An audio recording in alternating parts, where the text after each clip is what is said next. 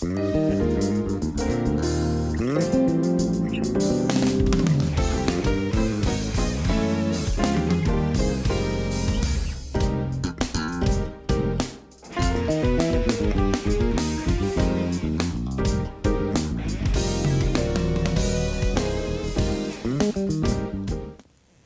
this is Sean Byrd, and today I want to focus on a gospel bass line lesson dealing primarily with quartet music and the drive phase of the quartet song. Some people call them jump songs. You get to the vamp, the drums are wide open, hi-hat open, the kick is boom, pow, boom, pow, boom, pow, boom, pow, boom, pow, and just makes you rock like this. Well, a lot of what makes you rock like that is the bass line, and so we're going to work on some of the basics around building a quartet bass line. We're going to deal with minor pentatonic scale, major pentatonic scale, blues scale, and take some of those scale parts and try to put some lines together. So we're going to work in the key of D. D is a good quartet key. It's good for the guitar players, it's good for the bass players because of the range, and it's good for the vocalists as well. And the cool thing about D, if you're tuned standard tuning like I am, you can do some little cool things, with the D.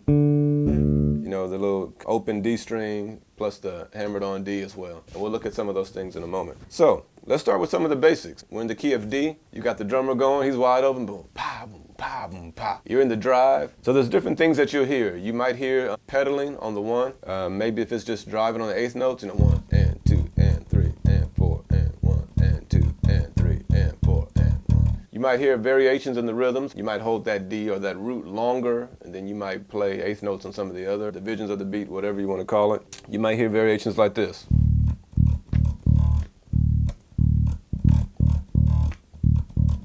You might hear things like that where it's just,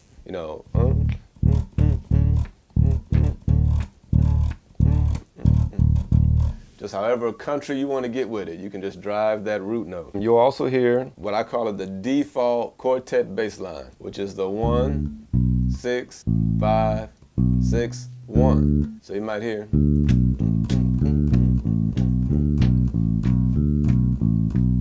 You might hear it switch octaves. Whatever you might do. So if I keep that long and connected, it creates a driving effect. And the drums are wide open, pow, boom, pow. And I'll demonstrate this with the drums and some guitar tracks in a second. It creates this big driving effect. So that's when you're riding home. That's it. You're at the end. Right? Everybody's head is rocking.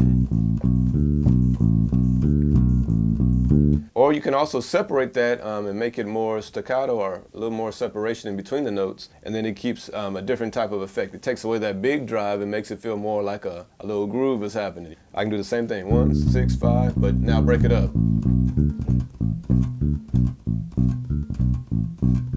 That's when you start cooking. That's when the guitar players are really. With that, I can also change the octave as well.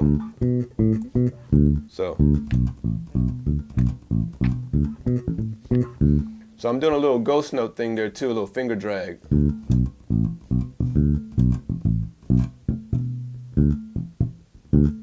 It's a little right hand technique.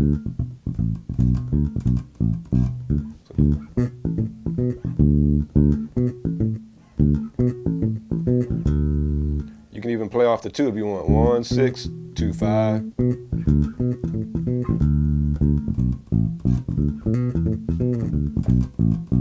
Some of the other things you might hear, since we're dealing with more of the major pentatonic notes, the 1, 6, 5, 6, 1, you might hear the playing on, just on the downbeats, on the quarters, where it's 1, 3, 5, 6.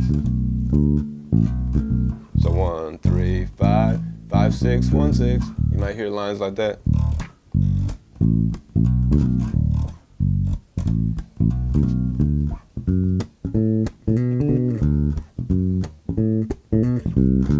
And I hit that minor 7, which is not part of the major pentatonic, but it works because, again, we're using, think blues scales, think parts of the major pentatonic, think parts of the minor pentatonic, which I explained in one of the other traditional gospel bassline videos. So you've got some of those things you'll hear. You'll hear the minor pentatonic. You'll hear the 1, minor 3rd, which is F in the key of D, the 4, which is G, 5, which is A, minor 7, which is C, and then back to D. So you'll hear that.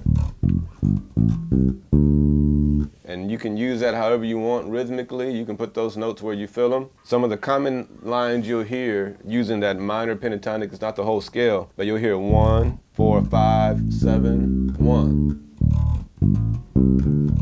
So 1, 4, 5, 7, 1, 1.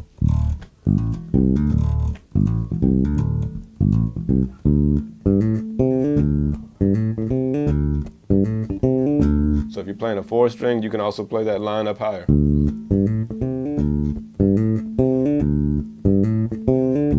And then you might hear this variation. And that's that minor third. And hitting a ghost note to go to.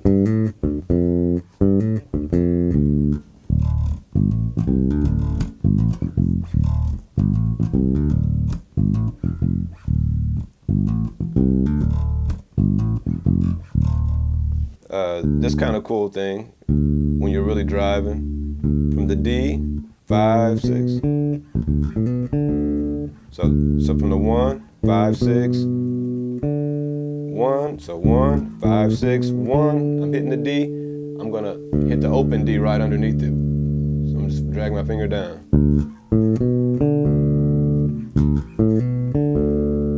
Like a little bluegrass kind of banjo thing.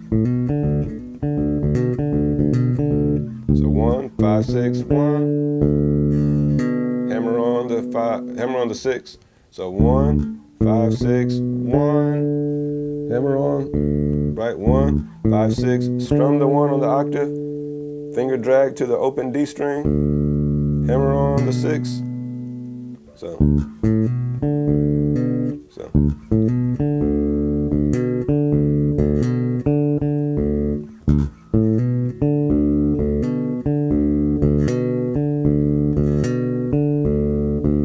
Two D's, hammer on, D, D, D.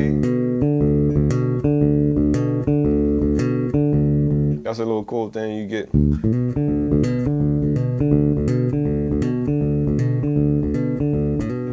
You'll hear like, walk downs, so many bars, maybe 4 bars or so in. I'm just walking from the 1, minor 7, 6, B flat or the minor 6 if you want to call it that, A, B, C, C sharp, D. That same pattern, whatever key you're in. It's pretty easy to play if you're playing on the same string. Just hit the D, slide down a whole step and grow chromatically. Skip this interval and come back up chromatically. So a whole step, going down, then skip a whole step coming up. If you want to see that, I'm using the open A string so I can play it here where you can see it. D, C, B, B flat, A, B, C, C sharp, D. You'll hear that a lot to kind of turn it around. Blues scale licks you can do.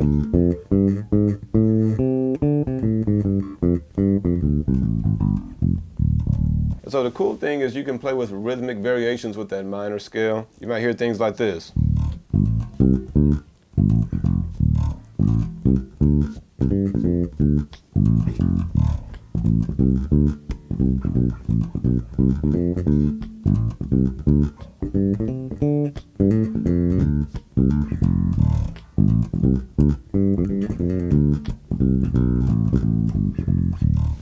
And just little rhythmic things, and you just kind of put those notes where you want them, wherever you feel it.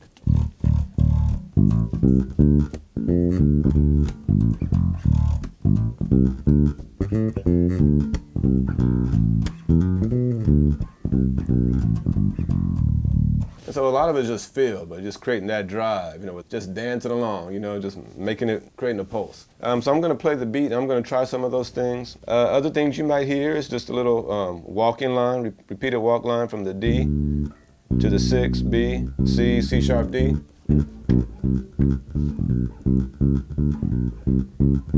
Lines like 1, 5, 7, major 7, 1.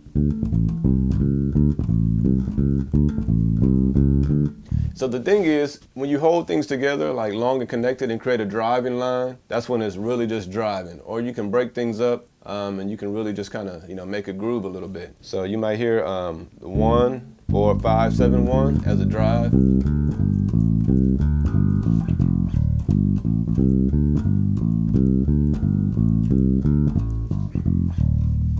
might hear it like this.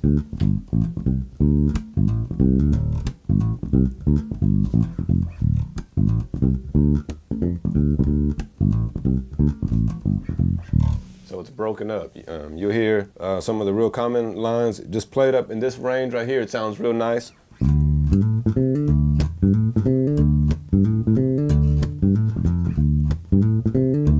And that same line.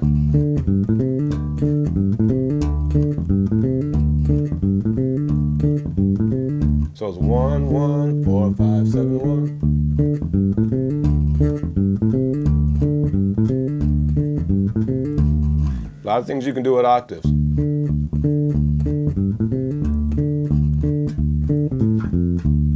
And just the key is to have fun with it. Also, you can play some of the guitar licks, which is really kind of cool. You hear lines like this. So 1, I'm hitting the 2, minor 3, major 3, 5, 6, 1. And you might hear. So 1, 2, minor third, 2, 1, 6, 5.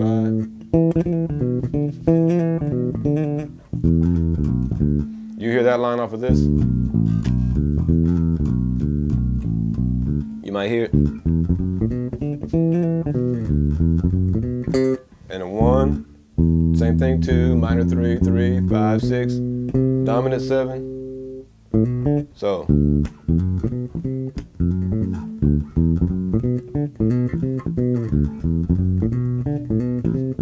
That's a common line. 5, 6, 7, 6.